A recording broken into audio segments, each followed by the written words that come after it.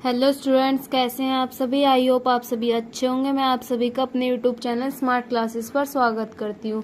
देखिए, जैसा कि हमने पिछली वीडियो में क्लास 10 के साइंस के सिलेबस के बारे में देखा था कि कौन कौन से चैप्टर उसमें आपको पढ़ने हैं, कौन से नहीं पढ़ने, और कौन कौन से चैप्टर में क्या क्या पढ़ना है। देखो, मैंने उस वीडियो में बताया था कि आपको कि हम पहले फिजिक्स से स्टार्ट करेंगे अपनी।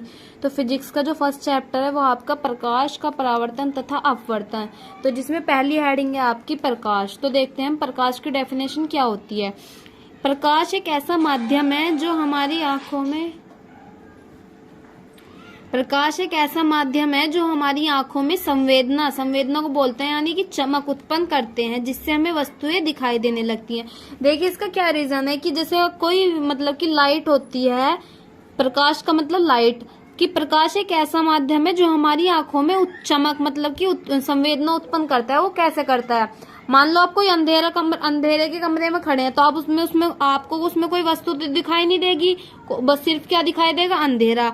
अगर कोई कमरा है और उसमें अगर क्या है, मान लो कोई कमरा है, यहाँ उसमें टेबल रखी है और यहाँ उसमें लाइट भी लगी हुई है और यहाँ पर उसमें आप खड़े हैं, तो अगर कमरे में रोशनी होगी, लाइट होगी, तो आपको वस्तु दिखाई देंगी। तो डेफिनेशन में क्या बोला कि प्रकाश एक ऐसा माध्यम है जो हमारी आंखों में संवेदना, जब लाइट जलेगी तो हमें वस्तु कैसे दिखाई देंगी? लाइट पड़ने के बाद जो लाइट की किरणें वो वस्तु पर आकर पड़ेंगी और वस्तु से परावर्तित होकर, मतलब कि वस्तु से टकराकर हमारी आंखों में उसका क्या बनता है? प्रतिबिंब बनेगा। मतलब कि जब जो प्रकाश की किरणें हैं वो वस्तु से टकराकर हमारी आंखों में पड़ती हैं, जिसे क्या बोला कि प्रकाश एक ऐसा माध्यम है जो हमारी आंखों में संवेदना यानी कि चमक उत्पन्न करता है, जिससे हमें वस्तुएं दिखाई देने लगती हैं। वही क्या कहलाता है? आपका प्रकाश। फिर है सेकंड हेडिंग की प्रकाश के गुण क्या होते हैं। पहला गुण है इसका कि प्रकाश जो है सरल मतलब सीधी रेखा में गमन करता है। जो प्रकाश है वो हमेशा कैसी रेखा में चलता है? सीधी रेखा में चलता है। सेकंड है आपका कि प्रकाश अपारदर्शी वस्तुओं की तीक्ष्ण छाया बनाता है। इसका मतलब ये है, कोई मान लो यहाँ से लाइट आ रही है, क्या है? प्रकाश की किरणें, और यहाँ कोई अपारदर्शी वस्तु मतलब जिसके आर पार हम नहीं देख सकते। आपने देखा होगा कि आपकी भी परछाई बनती है, कोई भी वस्तु हो, पेड़ हो, जो भी मतलब कि अपारदर्शी होती है, जिसके हम आर पार नहीं देख सकते, उसकी क्या बन जाती है? परछाई, जिसे हम छाया भी बोलते हैं, और क्या भी बोल सकते हैं? प्रतिबिंब। तो कोई ये जो लाइट आ रही है, ये इसकी वस्तु की छाया कैसे बनाएगा, मतलब परछाई कैसे बनाएगा?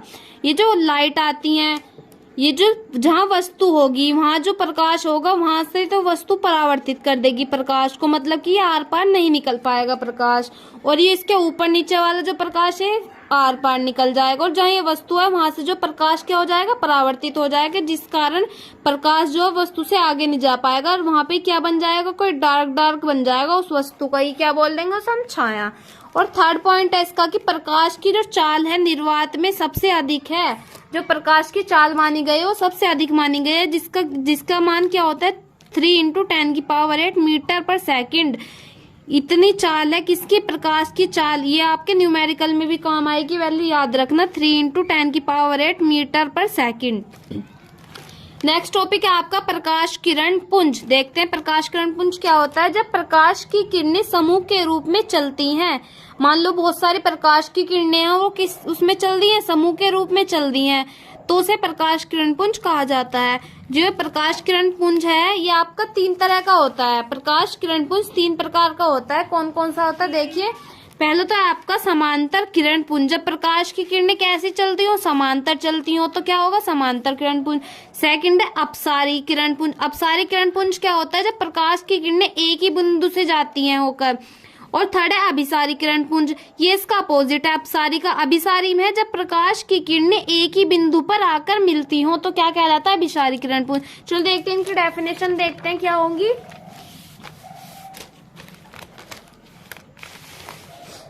पहला क्या है? आपका समांतर किरण पुंज। पहले क्या था? प्रकाश किरण पुंज कितने प्रकार का बताया? 3 प्रकार का, जिसमें पहला है समांतर किरण पुंज। देखिए क्या होता है, जब प्रकाश की किरणें एक दूसरे के समांतर चलती हैं तो उन किरणों को समांतर किरण पुंज कहा जाता है। देखो जैसे क्या है हमारी प्रकाश की किरणें, जब एक दूसरे की क्या चल रही हो, समांतर चल रही होती है तो उन्हें क्या बोलते हैं, समांतर किरण पुंज। सेकंड है आपका अपसारी किरण पुंज। जब प्रकाश की किरणों का समूह किसी एक बिंदु से होकर जाता है, मतलब कि जब प्रकाश जो है सिर्फ एक बिंदु से जाता है, मान लो कोई जैसे कि टॉर्च होती है, वो उसका जो टॉर्च है, टॉर्च लाइट एक ही तो बिंदु है, उससे कहाँ जा रहा है, सारे में फैल रहा है। तो क्या है, जब प्रकाश जो है, प्रकाश कैसा एक ही बिंदु से होकर जाता है तो इसे क्या बोलते हैं, अपसारी किरण पुंज। थर्ड है आपका, इसका डायग्राम देख लेना, जब प्रकाश एक ही बिंदु से होकर जाता है। थर्ड है आपका अभिसारी किरण पुंज। जब प्रकाश की किरणें किसी एक बिंदु पर आकर मिलती हैं तो उन किरणों को अभिसारी किरण पुंज कहते हैं। इसमें क्या था, एक ही बिंदु से होकर जा रहा था प्रकाश, और इसमें क्या है, जब बहुत सारे प्रकाश की किरणें सिर्फ कहाँ पे आके मिल रही हो, एक ही बिंदु पर आकर मिल रही हो तो उसे क्या मिल रही होती है, तो उसे क्या बोलते हैं, अभिसारी किरण पुंज। नेक्स्ट देखते हैं हम, क्या है कि प्रकाश का परावर्तन क्या होता है। ये आपका मेन टॉपिक है, आपका एग्जाम में भी बहुत आता है, तो इसे इम्पोर्टेंट डाल लेना।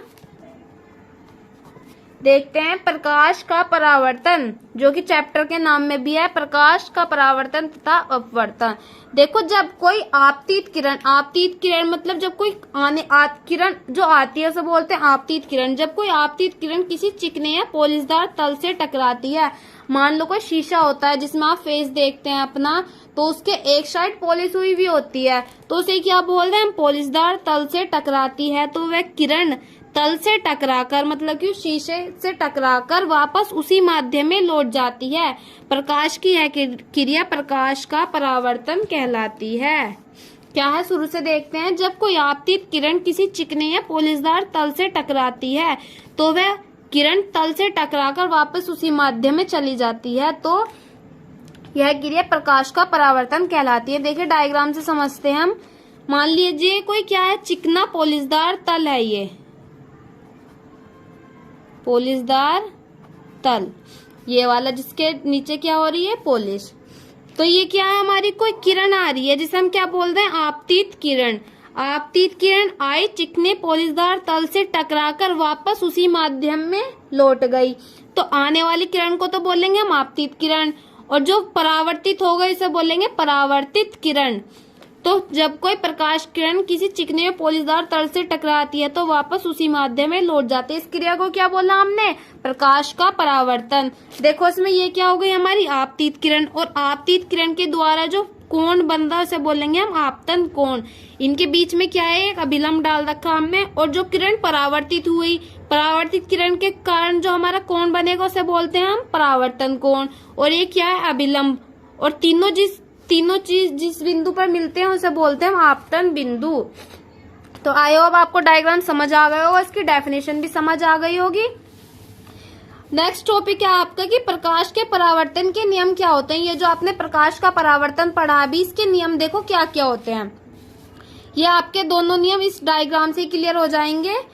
प्रकाश के परावर्तन के नियम, प्रकाश के परावर्तन के दो नियम होते हैं, देखो कौन कौन से। पहला जो नियम है इसका है कि जो अपवर्तित किरण है, मतलब कि ये वाली जो किरण है अपवर्तित किरण, और सेकंड कौन सी है, परावर्तित किरण। अपवर्तित किरण, परावर्तित किरण तथा आपतन बिंदु पर डाला गया अभिलंब तीनों एक ही तल पर होते हैं। समझो, देखो ये जो आपतित किरण है ये, और परावर्तित किरण और अभिलंब जो है, ये तीनों किस पे होते हैं, एक ही बिंदु पे होते हैं, जिसे क्या बोलते हैं हम आपतन बिंदु बोलते हैं। मतलब दोबारा समझो, जो आपतित किरण अपवर्तित किरण है और जो परावर्तित किरण है तथा आपतन बिंदु, मतलब कि अपवर्तित किरण आने वाली किरण और लौटने वाली किरण, और ये जो आपतन बिंदु है, ये जिसपे किरण मिल रही है उस पर डाला गया जो अभिलंब है, तीनों कहाँ है, ये सिर्फ एक ही तल पे हैं। जो ये पॉलिशदार तल है, तीनों कहाँ, एक ही तल पे हैं। दोबारा देखो, आपतित किरण, परावर्तित किरण तथा आपतन बिंदु पर डाला गया अभिलंब तीनों एक ही तल पर स्थित होते हैं। जैसे ये हमारा कौन सा तल है, ये वाला इस आपतित किरण भी इस पे ही है, परावर्तित किरण भी इस पे ही है, आपतन बिंदु भी इस पे ही है, और अभिलंब भी इस पे ही है। तो फर्स्ट नियम तो ये हो गया। सेकंड नियम क्या है, जो अपवर्तित किरण है और परावर्तित किरण है, अपवर्तित किरण और परावर्तित किरण, देखो ये जो अपवर्तित किरण है इसके कारण कौन सा कोण बनता है हमारा, आपतन कोण, और ये जो परावर्तित किरण है इसके कारण कौन सा बनता है हमारा परावर्तन कोण। तो ये जो दोनों कोण होंगे आपतन कोण और परावर्तन कोण ये हमेशा बराबर होते हैं। तो देखो क्या है दूसरा नियम, अपवर्तित किरण पर बना कोण तथा परावर्तित किरण पर बना कोण सदैव बराबर होते हैं। जो कि अपवर्तित किरण द्वारा बनता है हमारा आपतन कोण जिसे हम आई से शो कर रहे हैं, और परावर्तन कोण क्या है हमारा आर जिसे हम आर से शो कर रहे हैं। तो ये दोनों क्या होते हैं हमेशा बराबर होते हैं।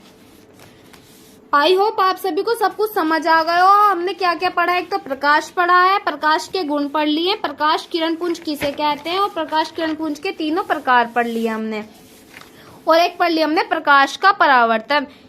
आई होप आप सभी को सब कुछ समझ आ गया होगा। धन्यवाद। कृपया वीडियो को ज्यादा से ज्यादा शेयर करें और हमारे चैनल को सब्सक्राइब करें। धन्यवाद।